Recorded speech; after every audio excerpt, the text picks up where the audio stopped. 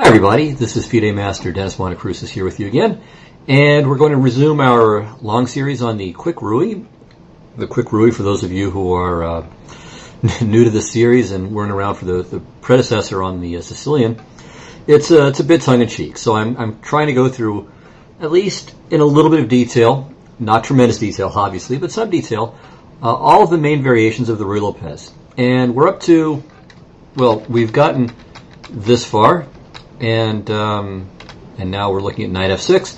And before we get into all the juicy main lines with castles, and then let's say the open Ruy, and of course the absolute main lines with bishop e7, rook e1, rook e1, b5, bishop b3, and then either the martial or the classic variations. And of course we also have the archangles and those related variations to look at. What we're going to take a look at today are lines with a quick d3. So d3 here, or let's say d3 in this case. And it's a very playable approach to the Ruy Lopez for white. It avoids a lot of theory, and it allows you to still play a regular Ruy Lopez type of position, but without a number of the tactical forcing lines that are fun for black and make white have to work really hard. Now, that isn't to say that d3 is completely devoid of any theory. It's not. It's got some theory too, certainly. And I wouldn't say that it's necessarily better than the other lines, but it's a very convenient way to handle it. You don't have to know that much to play it, and to play it pretty well, too. In fact, d3 is a reasonable approach for white at many places. And the idea, well, there are a few ideas. One is simply to keep the center pretty stable. It's often tough for black to break in the center with d5, as in many cases, once you've played d3, a capture on d5 will leave black's e5 pawn pretty weak. Of course, in this position it would be really bad, but even in more normal circumstances. So that's a bit risky. So if black is going to play d6 as well, then white can just kind of continue the slow play. So a typical idea in this system is for white to do the usual rook maneuver, with the rook going to e1, the knight goes to d2 to f1, and then sometimes to e3, but more often to g3. This pawn will usually go to c3, and from there, sometimes white will play d4. It'll depend on how black handles it. The bishop's ready to drop back to b3 or to c2, and white simply wants to build on the king side, and to do so in a way where black really can't get any concrete play. So once white plays d4, then every move you have to look at black capturing on d4, sometimes playing the capture and then playing d5, or capturing and going for play against the e4 pawn. Play, as I said, gets very concrete, and white doesn't get to just kind of get this slow build-up going. So that's part of the attraction of d3. All right, well, let me give a quick overview of d3 lines. First of all, in the Schliemann, you can play it, and we looked at this in some detail. This is a very stable way for white to play, and the main line from a couple of games, Carlsen Radjabov and Topalov against Radjabov. Radjabov held both times with black, but it's very much a two-result sort of position that arises. It's also playable against the Berlin, and so you avoid the wall endgame. And we've looked at this too. Black doesn't need to necessarily fear this, but it's a reasonable approach for white, and it forces black to play a different kind of game than he's perhaps hoping to by heading for the Berlin Wall endgame. All right, so let's continue a few more moves here. And now there's an interesting little choice. If white wants to play a d3 setup, should he play it here, or first castle, and now only after bishop to e7 play d3? Well, the disadvantage of castling first, the only disadvantage as far as I can tell, is that you then have to be aware of the open Ruy Lopez. So if you want to cut this out and you think your opponent might play this, then you should play d3 the move before. But if you play d3 the move before, one advantage for black relative to the castle's bishop e7 line is that black can straight away execute the kingside fianchetto with g6.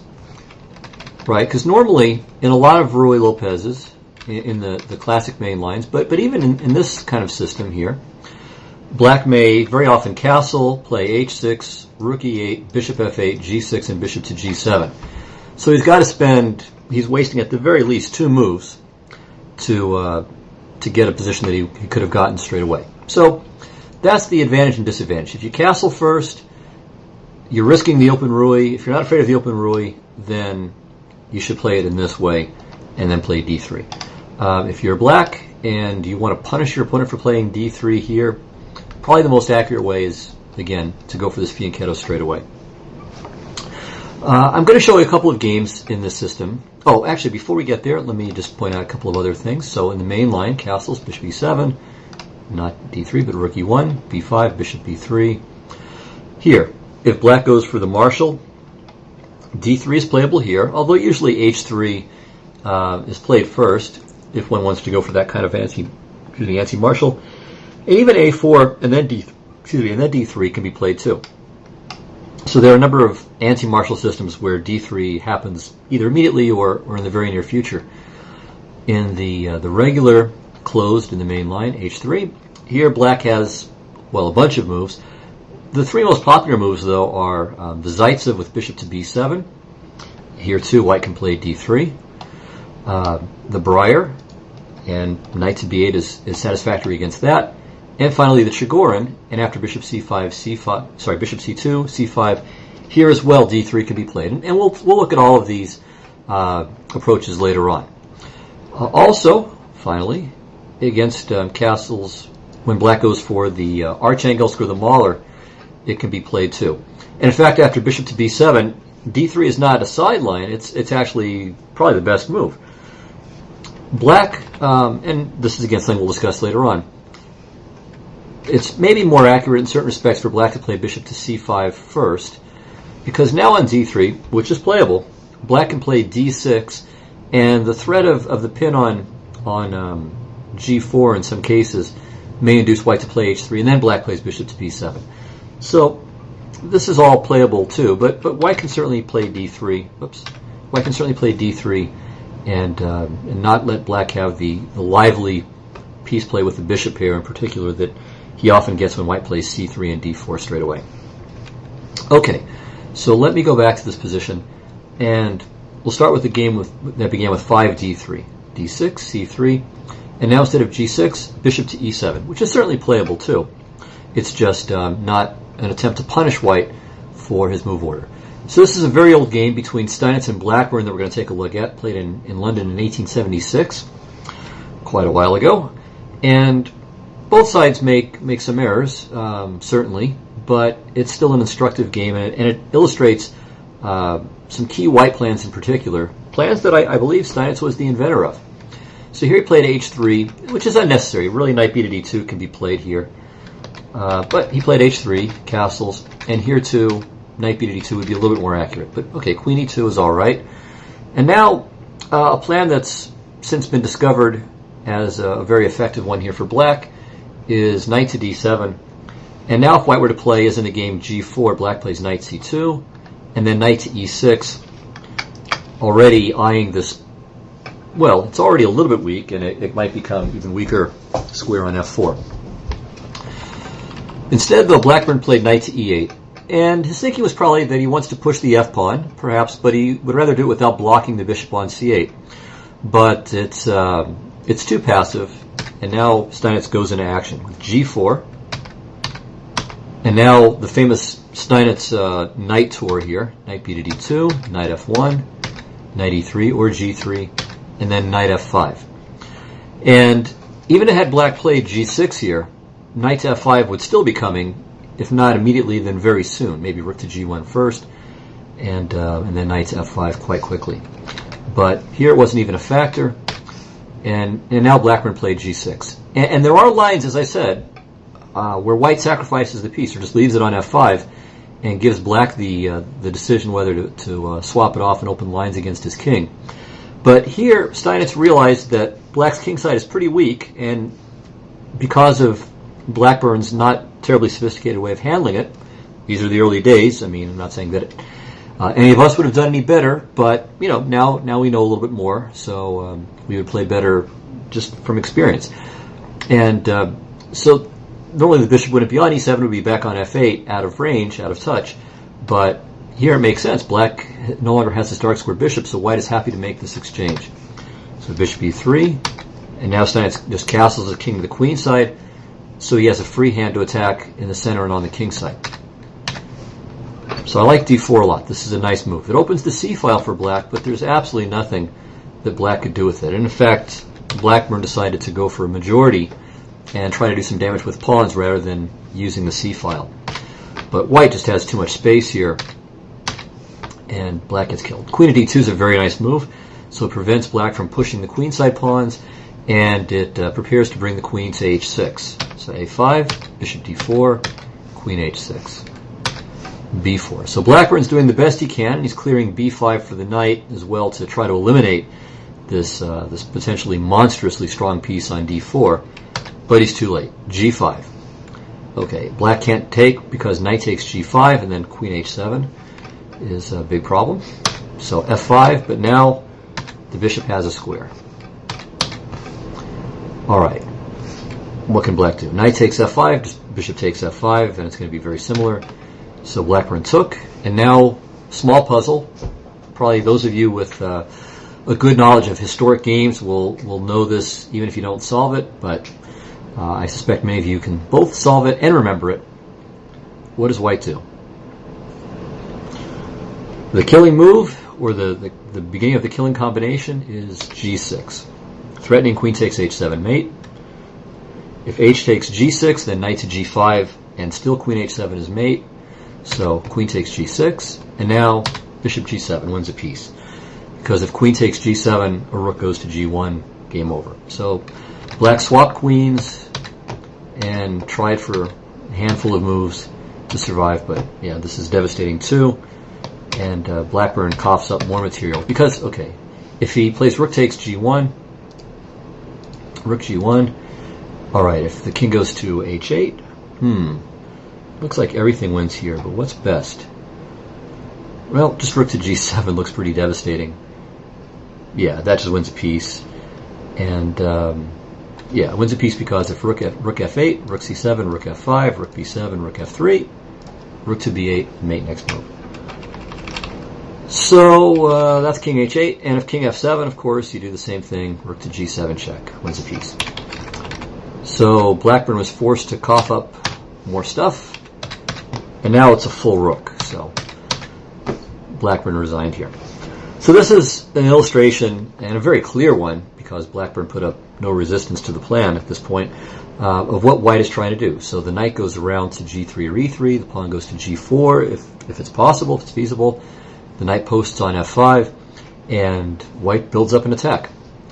Alright, well now what we're going to look at is a game, a much more recent game between two of the best players of our era. Magnus Carlsen has white, Veselin Topalov is black. This was played almost exactly a year ago, as of this recording, in the Nanjing Pearl Spring tournament in China. So castles, again, knight e4 is possible. I should say also on d6, it's possible to play d3 lines too, but okay. Here, yeah, the point of this was just to show that if black tries to play as he did against d3, so I said d3, d6, c3, g6, and so on. Okay, so what if black tries to play d6 in this version? Well, here white could play c3 and we get into the usual stuff. Alright, this would be kind of a forgiveness for black, but if white wants to play incisively, maybe rook to e1 and on g6, and now d4. And there's no Noah's Ark to worry about. If knight d4, you take and play e5, or if e takes d4, you can play bishop to d5 with a very good game in either case. Alright, so Topalov played bishop to e7, and now, instead of rook to e1, Carlsen played d3. Okay, b5, bishop b3, d6. And now black is threatening to play knight to a5, so getting rid of this bishop. So it's important that white plays some move that preserves it. And two moves fit the bill. One is c3, and the other, the one that Carlsen chose, was a4. Both are fine. From here, black can play b4 or rook to b8. If b4, white can either slow play with knight b to d2 and get on with the knight maneuver, either rook e1, knight f1, knight to g3 or knight to e3, or knight c4, e3. It's also a playable approach. But another more principled move that white could try in this position is a5, giving the bishop the a4 square and attempting to kind of artificially isolate the b4 pawn and also make the a6 pawn a potential target as well. So in the game, Topalov played rook to b8, which is healthier for his pawn structure, but of course concedes the a file. So takes, knight b to d2, castles, rook e1, and all kind of normal stuff. And here black has an important decision to make.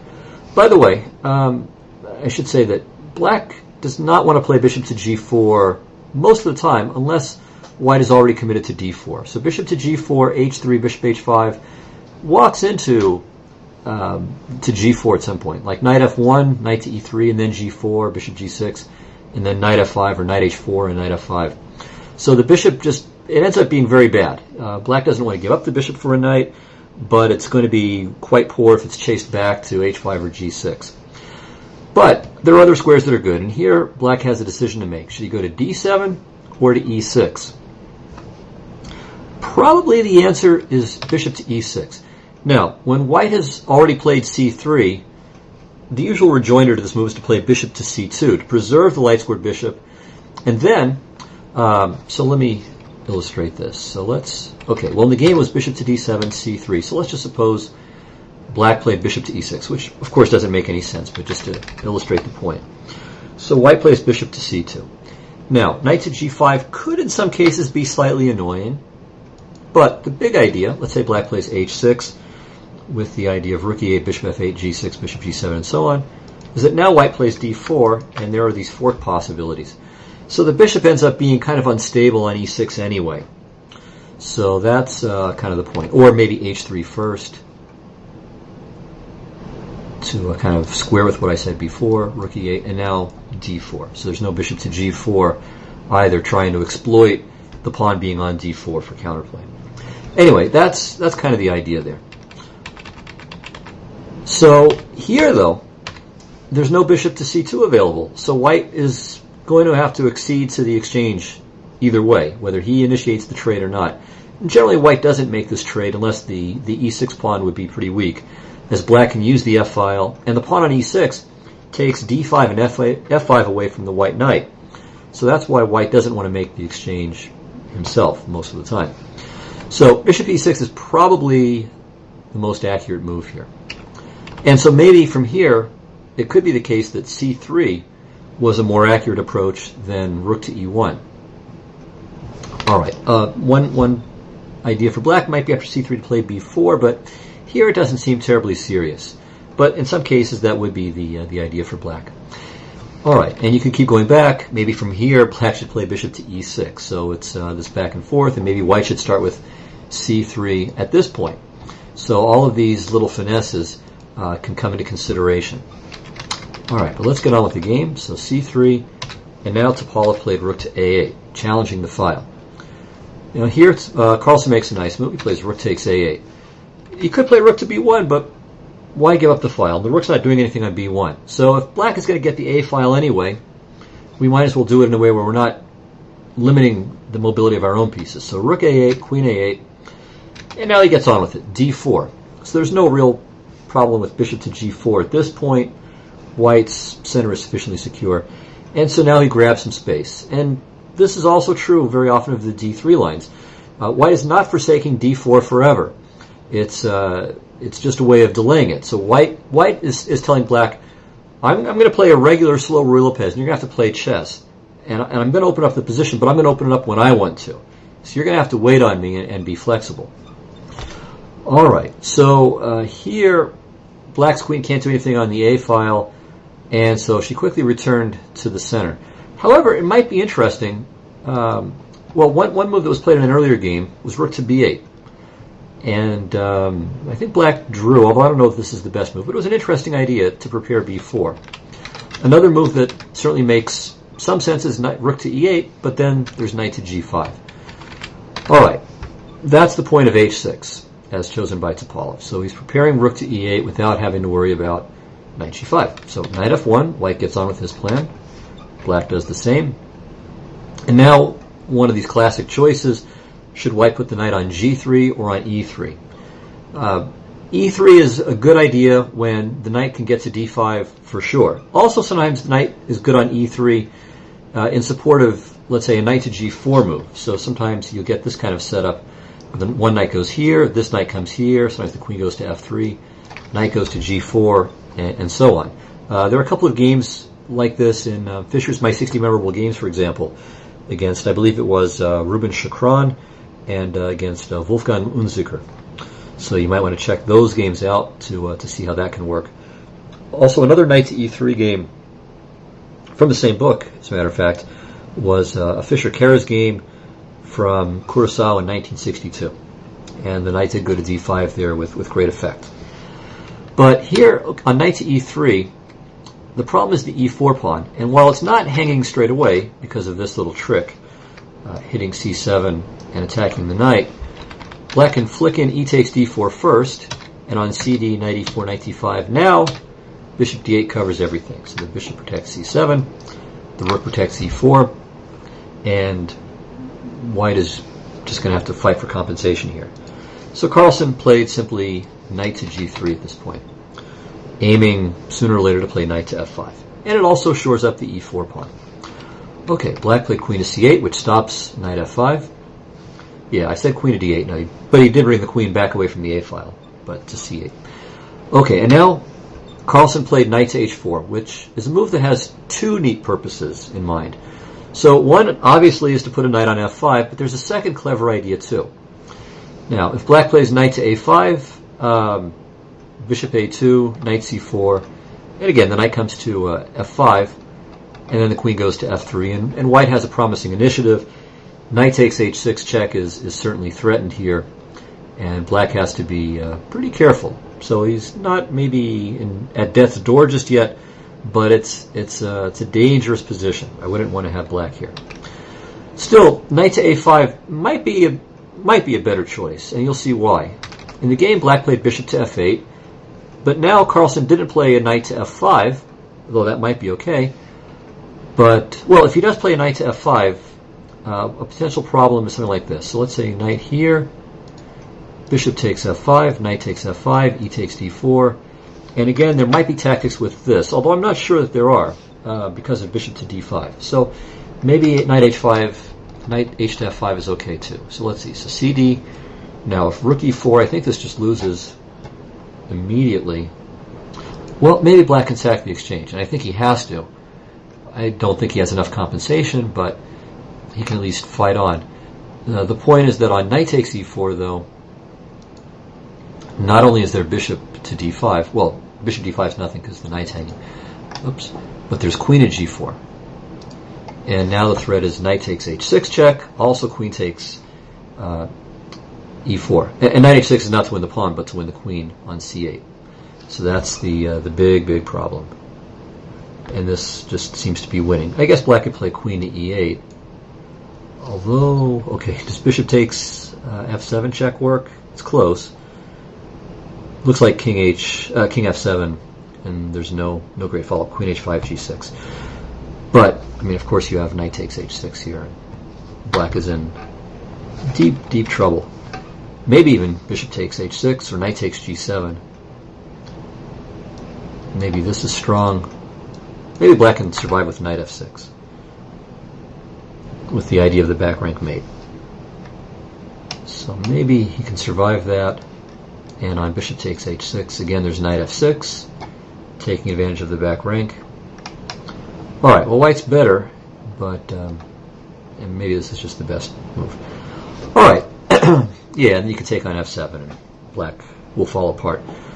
So that was one way of doing it, and on the knight takes e4 way of doing it, then once again, well here, again bishop d5, queen f5, but queen g4 still looks possible, knight f6, and this probably just comes to the same thing, rook e8, queen e8, knight h6 check. Well, oh no, this one might be a bit better for black. Okay, this could be interesting. Alright, so let me stop and think for a moment here.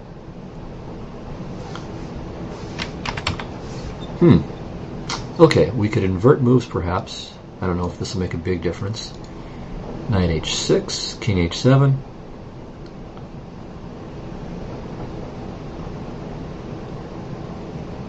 Bishop c2 doesn't seem to do much. Okay, so rook e8, queen e8. And maybe white has to take time out for something like bishop to e3. Or maybe should take time out for it anyway. And certainly black is under some pressure, but maybe this is tenable. So this might be the sort of reason why Carlsen avoided this line. I wouldn't be surprised if I'm missing something quite juicy, but it at least seems possible. So another idea, maybe queen h5.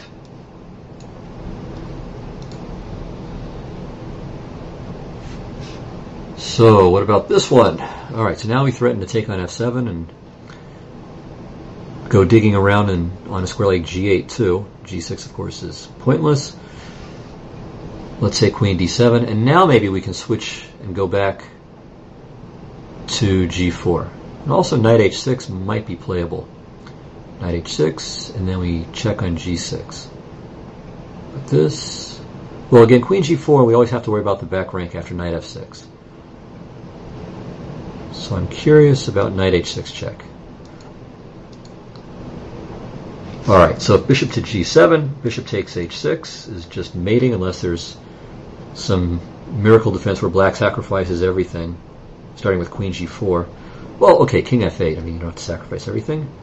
But, okay, this loses way too much stuff. Oh, and it's mate also. So here, if the king goes back, then we mate like this, because again there's the pin. And if king e7, then queen f6 is mate, taking advantage of the pin. Okay, so he can't run out, so that just ends the game, and so that leaves king h8. And now what? Bishop takes f7 is the obvious move. And the dual threats of queen g8 mate and bishop takes e8 look like too much for black to deal with.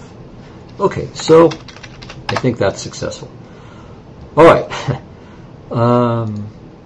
Yeah, if he doesn't take the knight, he's dead. Okay, so knight f5 looks like it works tactically. Black doesn't have to take. I mean, we were just testing to see what happens if black goes for the e4 pawn. So if knight h to f5, I mean, another idea for black is to play... Well, he can't play king h7 because the f7 pawn hangs. So this looks, at least at first sight, like it might be quite all right for black, or for white. But I like Carlsen's idea, too. And he plays knight to g6. So he's just going to swap off the dark squared bishop, as we saw in the Blackburn game, as a matter of fact, Steinitz Blackburn. A little bit different circumstance since black hasn't played g6. But still, we'll see that this facilitates white's kingside attacking play.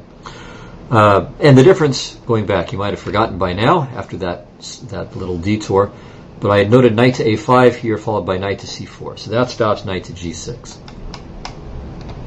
So bishop f8, knight g6, knight a5, knight takes f8. And unfortunately for black, he can't go on a capture spree because white ends up taking one more thing.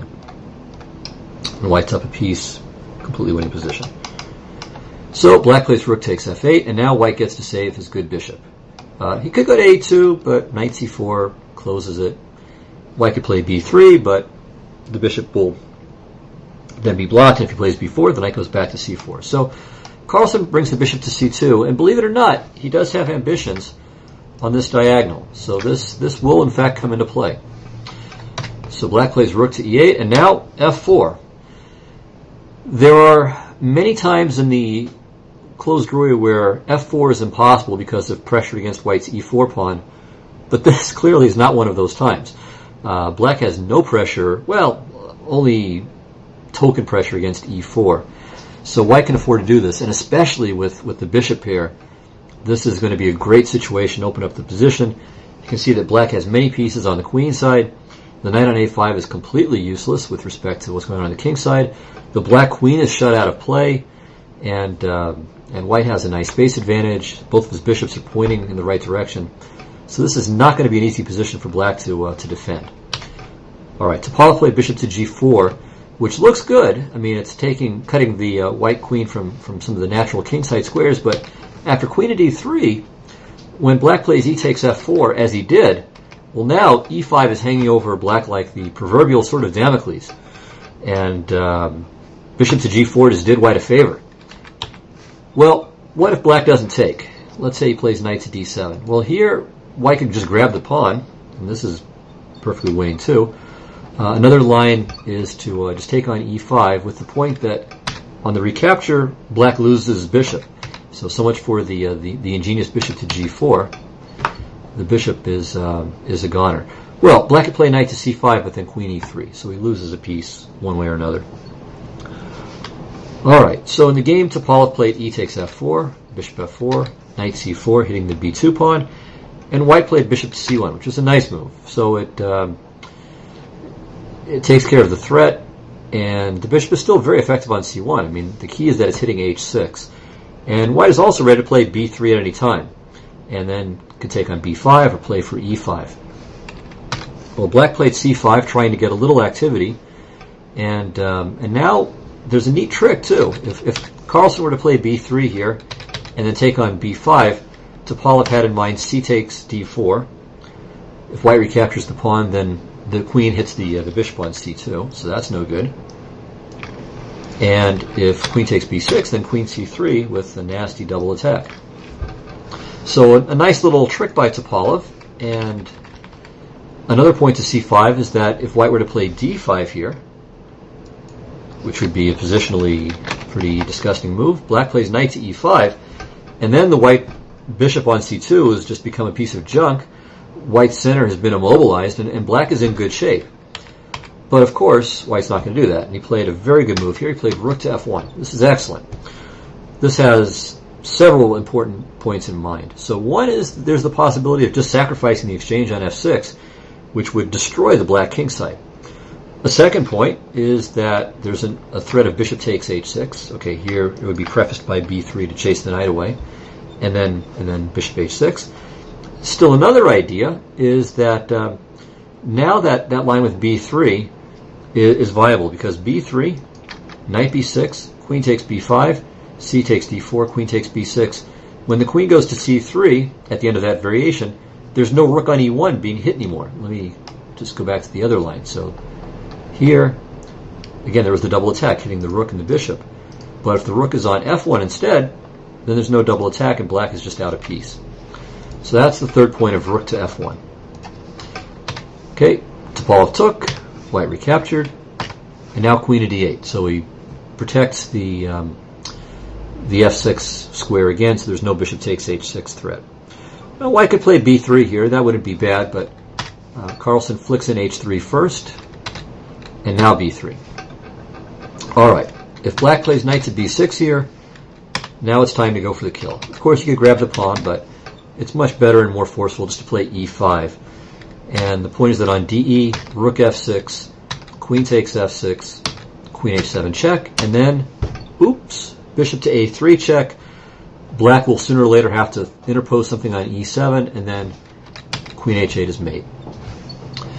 So that's the problem with knight to b6 here. e5 followed by rook takes f6. So Topalov tried queen to a5. And this is a clever move, very clever move. If white were to take on c4, black recaptures, and then he grabs on f1, and the position is not entirely clear. I mean, white is better, to be sure, but there's a lot of work still to be done, and black is not in the worst shape any longer. Another good move, though, is rook takes f6. So this is a good move. gf, bishop h6. There's plenty of destruction to be wreaked over here. If the knight retreats to, let's say, b6, then e5 followed by queen h7 mate is on the agenda. If knight to a3, well, okay, then I suppose black will survive a bit longer, but still, his king side is horrible, and probably knight to h5 will be crushing there.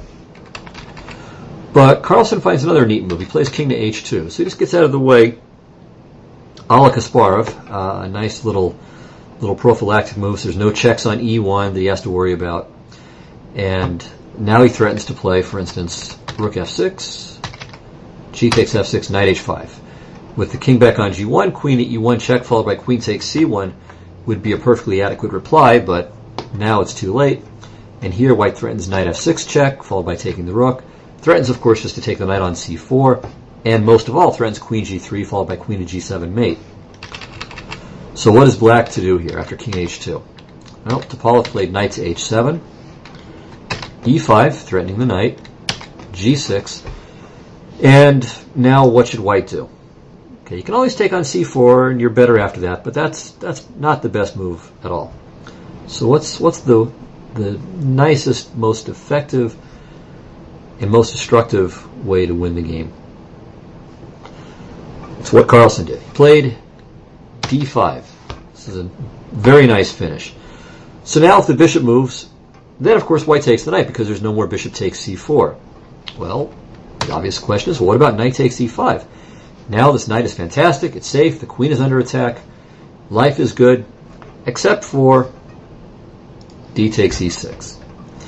And this just destroys everything. So Topalov in fact resigned in this position because, well, if he recaptures the pawn, he's just down a piece and with a lost position. So knight takes d3 would be obligatory, but then white takes on f7, take on h6, make a queen, take the knight, and now bishop takes g6 followed by bishop h7 is coming as well. If black plays like queen to c7 or queen a7, bishop g6, and then rook to f7. So black is not going to be able to avoid losing his knight, or the g-pawn for that matter, after which white will have a rook and 3 pieces and a pawn too, just for good measure for the queen. So this is beyond hopeless, and therefore Topalov resigned here. So a beautiful game by Carlsen, and a nice illustration, I think, along with the Steinitz Blackburn game, of the kind of thing that white is after in this sort of slow d3 system. So it's not wimpy. It's just white is trying to say, I'm going to open up the game when I'm good and ready, and black is going to have to stay on his toes and be ready, move after move after move, for the possibility of d4. So it's a nice way of restricting black's possibilities. Now, it doesn't necessarily promise an advantage for white, but neither do the main lines. So this is certainly a way to play with white that's worth considering. And if you're black, you certainly have to know what you're doing. As I said, if your repertoire allows it on castles, knight takes e4 avoids this. But if it doesn't, then you have to be ready for it. And again, d3 for white players who want to avoid the open Ruy can be tried, but the drawback is that black can immediately fianchetto and save some time. All right, so that'll do it for the d3 systems. I believe next up will be either the open Ruy or these Archangelsk variations with b5 and then bishop to b7 or bishop to c5. Probably the open Ruy next, but I haven't decided yet. Anyway, we'll see, and until then, take care. Bye-bye.